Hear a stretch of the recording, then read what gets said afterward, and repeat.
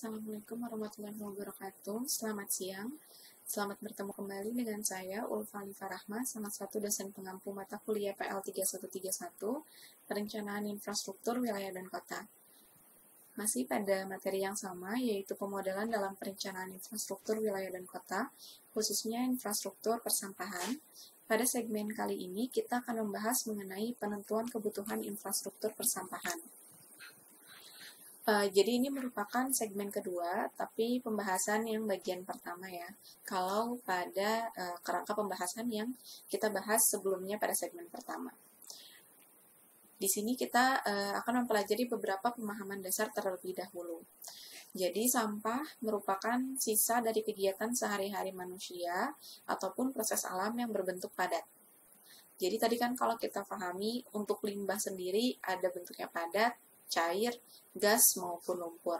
Nah, sampah ini khusus limbah padat. Begitu. Sedangkan ketika limbah itu berbentuk cair namanya bukan sampah, namun air limbah. Nah, di sini timbulan sampah merupakan banyaknya sampah yang timbul dari masyarakat dalam satuan volume ataupun berat per kapita per harinya. Kemudian bisa juga diartikan sebagai berat ataupun volume per luas bangunan maupun per panjang jalan. Jadi nanti disesuaikan dengan konteksnya masing-masing, di mana sampah itu di-generate atau dihasilkan. Kemudian mengacu pada SNI tahun 2008, nomor 3242/2008 tentang pengelolaan sampah, terdapat 9 data yang dibutuhkan di dalam perencanaan infrastruktur persampahan. Yang pertama itu merupakan jumlah penduduk. Mengapa jumlah penduduk diperlukan? Karena jumlah penduduk ini yang nantinya akan menentukan jumlah sampah yang digenerate. Karena seperti yang kita sudah pelajari sebelumnya ya, terutama pada pertemuan ketiga itu, jumlah penduduk ini akan menentukan jumlah kebutuhan atau jumlah kebutuhan yang harus dilayani. Sama hampir mirip seperti fasos-fasum, tapi kalau di sini jumlah penduduk justru yang akan mengenerate sampahnya. Nah, sementara kita yang akan mencoba untuk menyediakan infrastruktur persampahannya. Nah, yang kedua ini merupakan peta area permukiman. Mengapa peta area permukiman dibutuhkan? Karena ketika suatu wilayah itu akan direncanakan nih kebutuhan infrastruktur persampahannya, maka permukiman yang merupakan lokasi paling utama dihasilkannya sampah domestik itu perlu diketahui lokasinya di mana gitu, karena nanti jadi kita tahu lokasi mana sih yang paling banyak mengenerate sampah. Selain itu juga lokasi area permukiman ini tentunya akan memberikan informasi kepada kita untuk melihat di mana saja lokasi-lokasi yang kosong yang berpotensi untuk dibangun TPS maupun TPA. Itu berkaitan dengan data nomor 8 ya, ketersediaan lahan untuk lokasi TPS maupun daur ulang sampah skala lingkungan. Kemudian yang ketiga, jumlah rumah berdasarkan tipe. Mengapa harus dibedakan berdasarkan tipe? Karena setiap tipe itu memiliki standar masing-masing, standar timbulan sampahnya yang berbeda-beda. Biasanya rumah yang semi permanen itu standarnya lebih rendah dibandingkan rumah yang permanen. Kemudian besaran timbulan sampah per hari atau standarnya, tadi ya beda-beda nanti standar itu membedakannya berdasarkan jenis lokasi ditimbulkannya sampah. Kemudian yang kelima, jumlah bangunan fasilitas umum. Lalu ada juga kondisi jalan atau jaringan jalan. Ini akan menentukan rute pengangkutan maupun sampah yang ditimbulkan di jalan. Tapi kalau kita melihat di sini data panjang jalan, lebar, kemudian kondisi fisik, ini tentunya akan mempengaruhi pola pengangkutan sampah. Kemudian juga ada pola topografi dan lingkungan. Ini selain untuk penentuan TPS TPA, ini juga akan menentukan terkait pola pengangkutan sampah. Ketersediaan lahan untuk TPS dan daur ulang. Kemudian yang terakhir, karakteristik sampah itu sendiri, apakah dia sampah yang berbahaya atau B3 atau bukan. Nah, di sini kita bisa melihat timbulan sampah, standar timbulan sampah ya kalau ini tuh berdasarkan SNI tahun 1994. Jadi di sini dibedakan berdasarkan lokasi sampah itu ditimbulkan. Ada rumah, kantor, toko, dan sekolah. Untuk rumah sendiri dibagi menjadi 4 kriteria. Pertama, rumah permanen, kemudian rumah semi permanen, dan ada juga rumah non permanen. Kita bisa memperhatikan ya di sini bahwa untuk rumah permanen itu standarnya paling tinggi 2,5 liter per orang per hari. Sementara semi permanen hanya 2,25, kemudian rumah non permanen hanya 2 liter. Nah, di sini apa sih maksudnya 2 liter per orang per hari? Contoh, jika ada rumah permanen yang dihuni oleh 3 jiwa, maka jumlah perharinya sampah yang ditimbulkan oleh rumah tersebut perharinya berkisar 7,5 liter. Itu didapatkan dari mana? Dari 2,5 dikalikan 3. Seperti itu. Kemudian di sini kita bisa melihat adanya perencanaan trend oriented untuk persampahan. Ini sama ya seperti perencanaan infrastruktur yang lainnya, bahwa untuk trend oriented ini pertama kita melakukan proyeksi, bisa menggunakan model statistik maupun model kependudukan, lalu kita memperhitungkan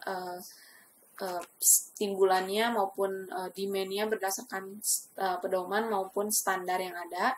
Itu mau pakai SNI, standar yang ada yang lain maupun SPM itu boleh. Kita juga meninjau perwal dan perdanya. Lalu setelah itu kita melihat kondisi existing-nya. Kondisi existing kita perhatikan 2 hal. Yang pertama jumlah, dan yang kedua itu lokasinya ada di mana. Lalu nanti kita akan menentukan gap dari infrastruktur itu. Gapnya itu berupa gap jumlah dan juga blank spot areanya.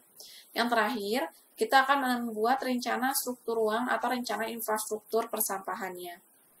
Ini di sini kita akan menunjukkan bahwa kebutuhannya itu sebanyak sekian, dan jenisnya tuh apa saja. Misalnya kita membutuhkan berapa TPS kecil, kemudian berapa TPA, di mana lokasinya. Nah, itu adalah hasil keluaran dari perencanaannya. Nah, untuk yang ini merupakan population projection methods. Pasti kalian sudah memahami ini, karena ini dipelajari di kependudukan ya. Ada 3. Yang pertama trend extrapolation methods, kemudian ada cohort, dan juga ada struktural. Jadi di sini kita tidak akan membahas terlalu dalam. Di sini mengenai lingkungan permukiman, ini hanya mengulas balik saja sedikit, karena sudah dibahas di beberapa pertemuan sebelumnya ya. Ada lingkungan RT, kemudian RW, kelurahan, kecamatan, dan juga kota. Memiliki jumlah jiwa maupun rumah yang cenderung stabil ya. Maksudnya satu RT atau satu RW ya berkisar 500 lah kira-kira gitu. Tidak akan satu RW itu mencapai 2000 gitu. Seperti itu. Nah, kemudian di sini kebutuhan prasarana persampahan. Nah, di sini kita bisa lihat ada lingkup, sarana pelengkap, status, dimensi, dan keterangan. Untuk lingkupnya kita membaginya tadi berdasarkan yang tadi ada RT, RW, kemudian ada lingkup administrasi ya kita bisa bilang. Nah, kemudian sarana pelengkapnya itu setiap lingkup memiliki kebutuhan akan sarana pelengkap yang berbeda-beda. Sebagai contoh untuk rumah, sarana pelengkapnya itu hanya dibutuhkan tong sampah tanpa ditentukan dimensinya. Statusnya tapi pribadi. Kemudian untuk RW, ini dibutuhkan gerobak sampah dan juga bak sampah kecil, di mana statusnya ada yang gerobak sampahnya ini sebagai TPS, kemudian dimensinya itu 2 meter kubik, sementara untuk bak sampah kecilnya sebesar 6 meter kubik. Berbeda dengan kota. Kota ini membutuhkan bak sampah akhir atau TPA dan juga tempat daur ulang sampah. Kemudian di sini ada spesifikasi peralatan. Kalau yang tadi itu kebutuhan prasarana, kalau yang ini merupakan peralatannya. Ini hampir sama sih, tapi di sini perbedaannya ada di standarnya. Jadi kalau yang ini berdasarkan SNI tahun 2004, sementara yang ini berdasarkan SNI tahun 2008.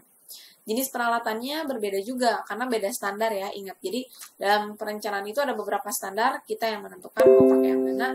Tentunya nanti akan menentukan memberikan perbedaan jenis peralatan maupun prasarananya.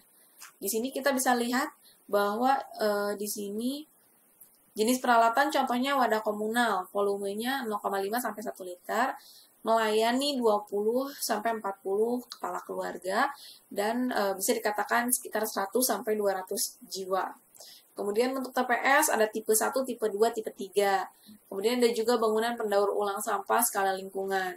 Cara membacanya gampang ya, sama saja. Jadi kita yang menentukan itu di sini biasanya kepala keluarga dan juga jiwanya. Kemudian di sini ada umur teknis dari setiap peralatan. Umur teknis itu apa? Jadi umur teknis adalah umur efektifnya si barang untuk bekerja. Jadi biasanya nanti kan barang makin lama, makin aus, makin rusak gitu ya. Nah itu diberikan umur teknis untuk barang. Nah sekian untuk segmen kali ini. Sampai jumpa di pertemuan segmen selanjutnya. Terima kasih.